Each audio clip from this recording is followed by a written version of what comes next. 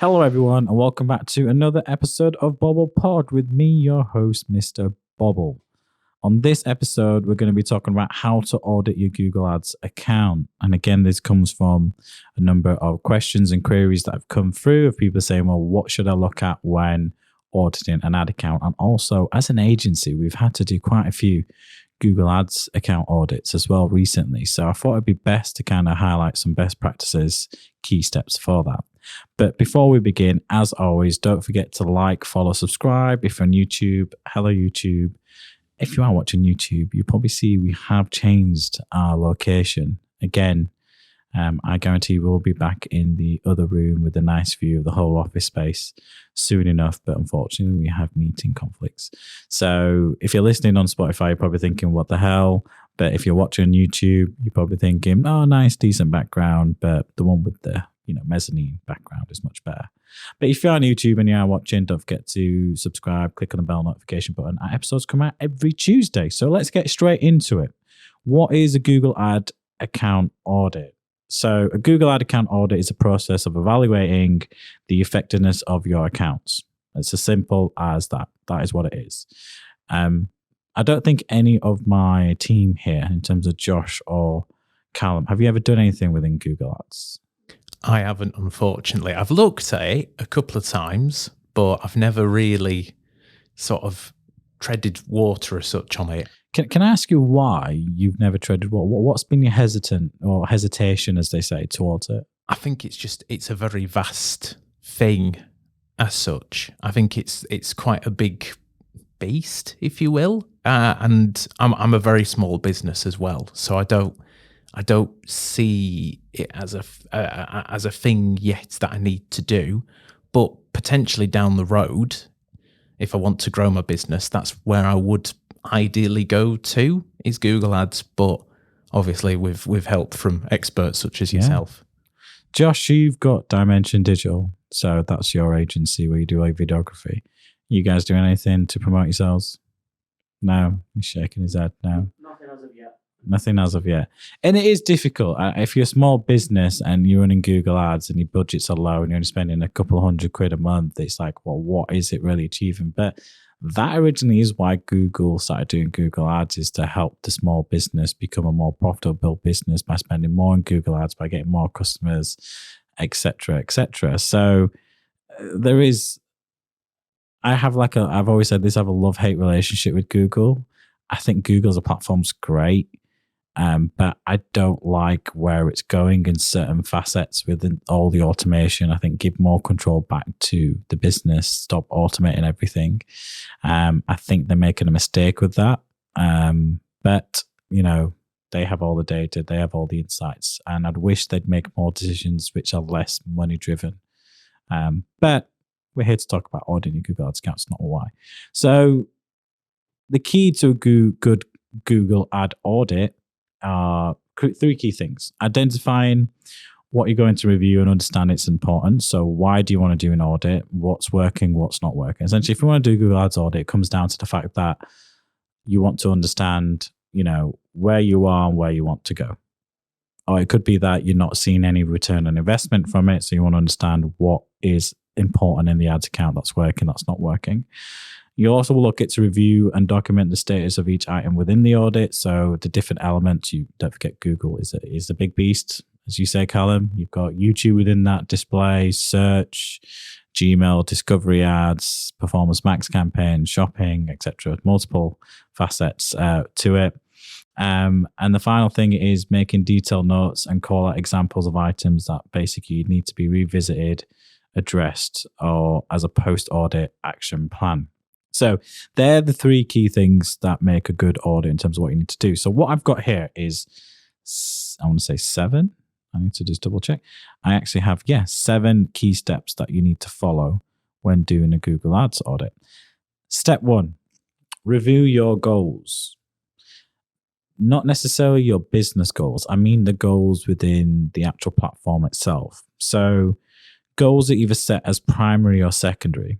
Now, if all goals are set to primary, that means even at account level, it means everything you're doing within Google Ads and different, platforms or channels within Google Ads, it's all optimized towards every single primary goal conversion. So, for example, for Bobble Digital, we're B2B. It's about lead generation. The key primary goal for us is a contact us form or request a free audit on our website. They're the two things we're really, really interested in. The primary goal really is request a free audit, because that's where we get contact details of the customer.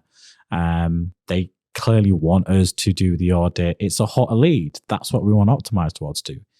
A secondary lead would be people calling the office. So going on our website, click on the call button, or calling from the ads, maybe even subscribing to our newsletter, or clicking to subscribe to our Bobble podcast.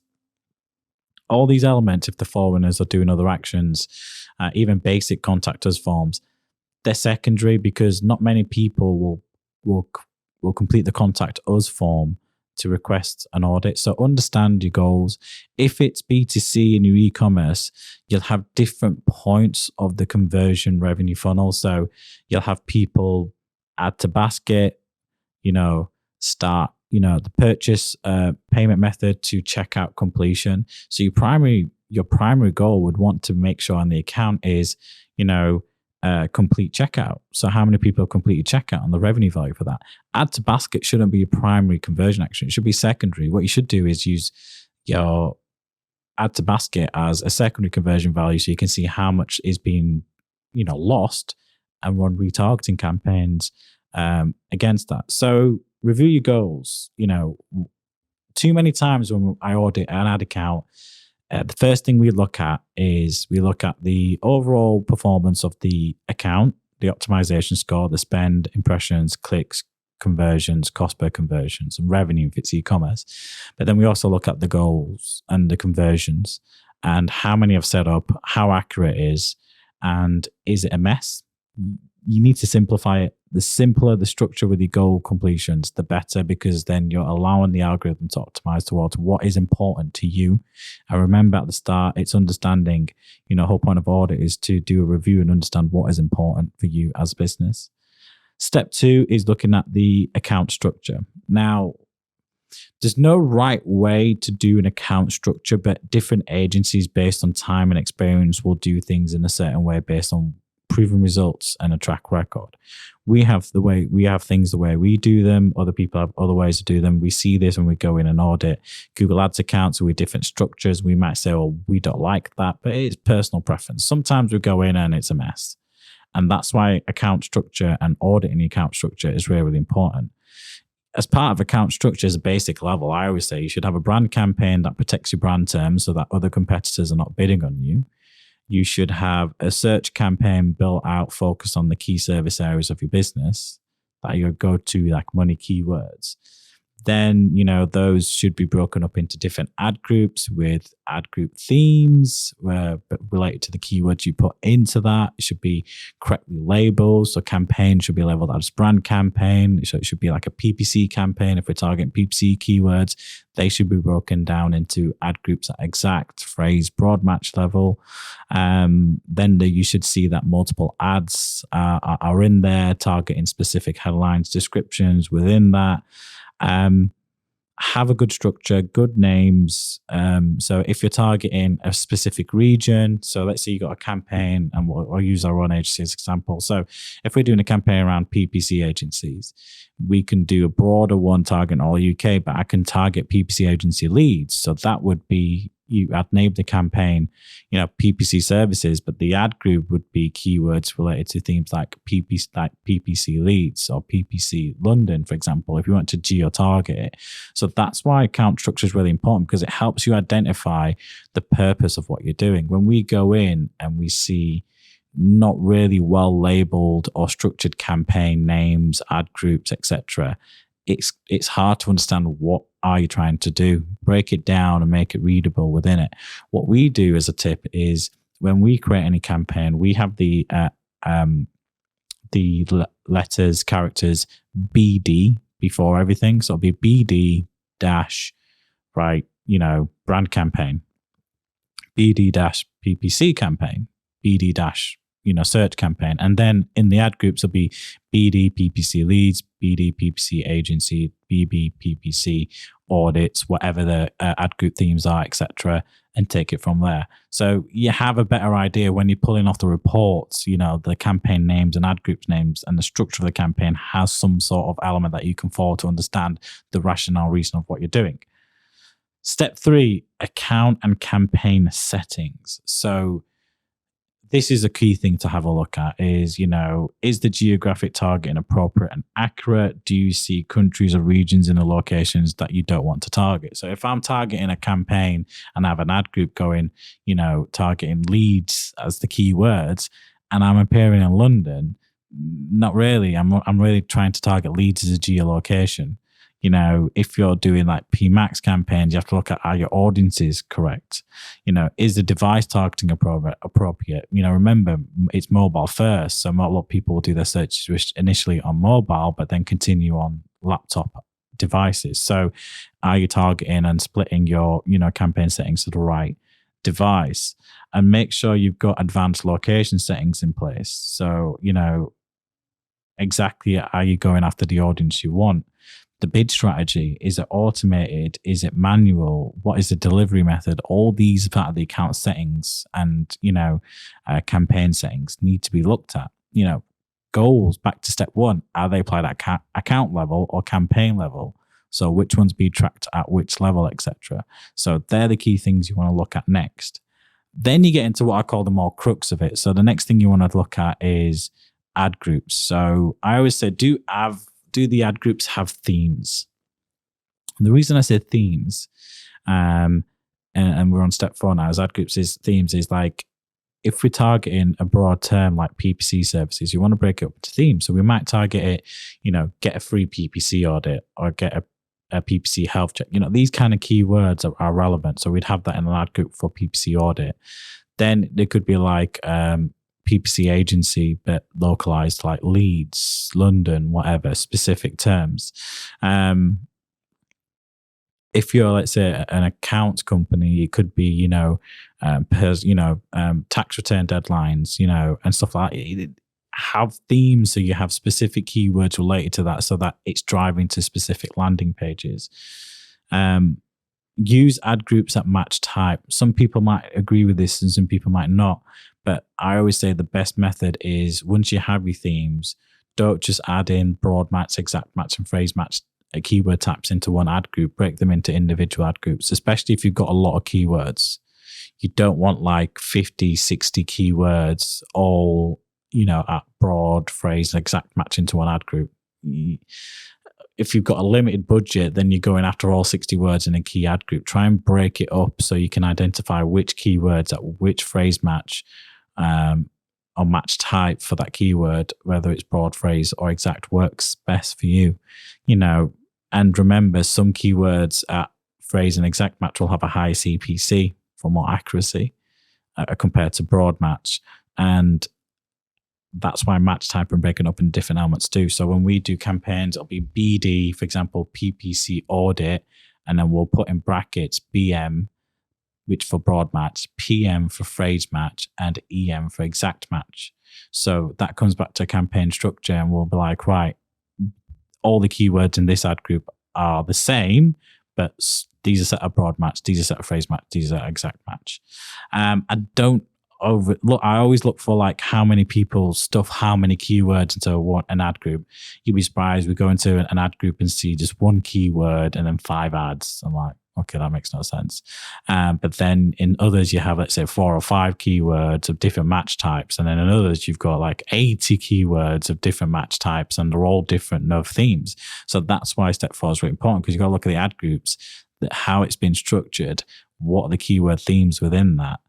And that leads us straight on to step 5, which is looking at your keywords, keyword themes and performance, looking at, impressions or search volumes against that. So we have a look at, right, how many keywords are within a specific ad group, which keywords are taking up most of the budget, which are high CPCs, which are good CTRs.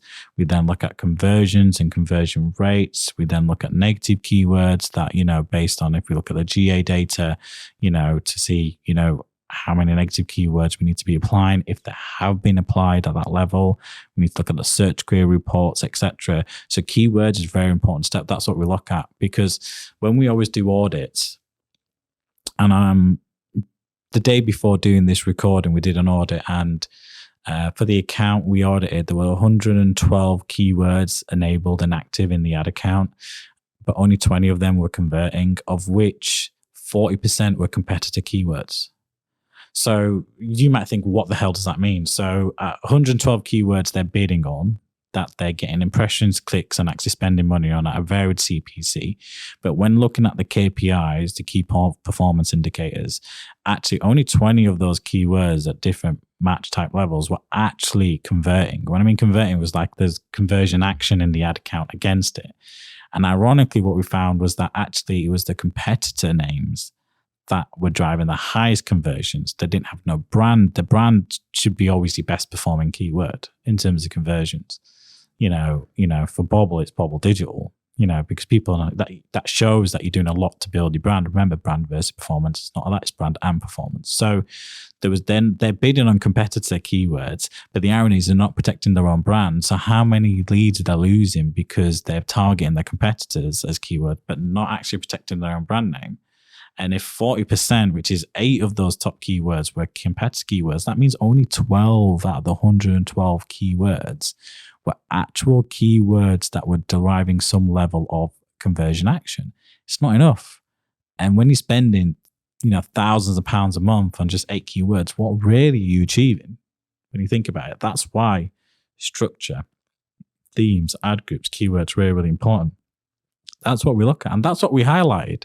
We said when it comes to brass tacks, actually 40% of the keyword, out of the 40% of the converting keywords, are competitor keywords. There's only 12 keywords here that actually are working based on the last 90 days worth of data. So you spent all that money and all this, but this is what's working. This isn't. That's not to say that those other 100 keywords are not having any real value. They're driving clicks, but at what value? That's where you need to have a look at the GA data or GA4 and have funnels in place to see how many people come from paid search, where they're dropping off, and the relevancy of that, and make sure negative keywords are in place. Step 6 is the stage after that, which is ads. So the first thing you should check is your ad strength. So ad strength is split up into poor, average, good, or excellent. Now, poor, average isn't good enough. The minimum we always check is to see if they're at least good, but you should be aiming for excellent. Because what happens is you then lose impression share to ad rank and budget. So we can look at impression share that you're getting and how much you're losing. Now, budget you have a lot of control over. You have to work towards the budgets you have. But when we're doing audits, we can see what percentage that is lost to ad rank. And that means that, the keyword, the ad group, the match type, the headlines, descriptions in the ads, and landing page experience isn't all matched up. So if the ad strength is poor, that means you're not doing the best practices of what Google's asking for when creating ads. And it's hard not to do that, because in the platform itself, it has like a circle of 100% that says when you're excellent. So if you're not ticking all the boxes, it gives a guide when creating the ads with all the responsive search ads to do it. So that's the first thing we look at, is ad strength.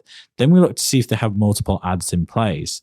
We looked at another audit where there were 20 ad groups, but only 20 ads live. I always say best practice is minimum 2 responsive search ads to an ad group to allow for A/B testing of different headlines, descriptions, but also allow you to pin specific headlines and headlines at different ads. You should always be A/B testing your ad copy and look at new ways and different ways to get the message over in line with the keywords that you have. So we have a look at, are they using all the maximum headlines and descriptions available to them, 15 or 4? For example, does that have a good impact? Are they including site links or, ad extensions on their ads, which makes it bulk out? So there's other elements that they can look into. So if you see an ad from Bobble Digital about PPC services, it'll have like our PPC services site link, but also have a link to, complete a free audit and get a free digital strategy and audit, for example. So, and then contact us and like links to, maybe a blog page where we've got PPC specific, content. So you want to make sure you got relevant site links, ad extensions, call outs and all that kind of stuff, and making sure it looks good and adds good value.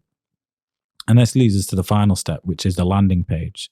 So we have to look at where are these ads going to? What is the landing page experience? Does the landing page reflect the keywords in the ads as well as in the ad groups? Are the landing pages working? No 404 errors. Google will still run the ads and let you go to a dead link if it's got 404 error or it's not being redirected. But also, do the forms on that landing page work? You could be seeing all these clicks and click-through rates. Keywords could have a high, click volume, high click-through rate. But if it's not converting, is there something wrong with the form or the user experience on the website? So these are things we have to look at. Are the payment methods working? If it's an e-commerce, ad account we're looking into, is it converting? Is it not converting? And these are the key things on the landing pages that you need to look at.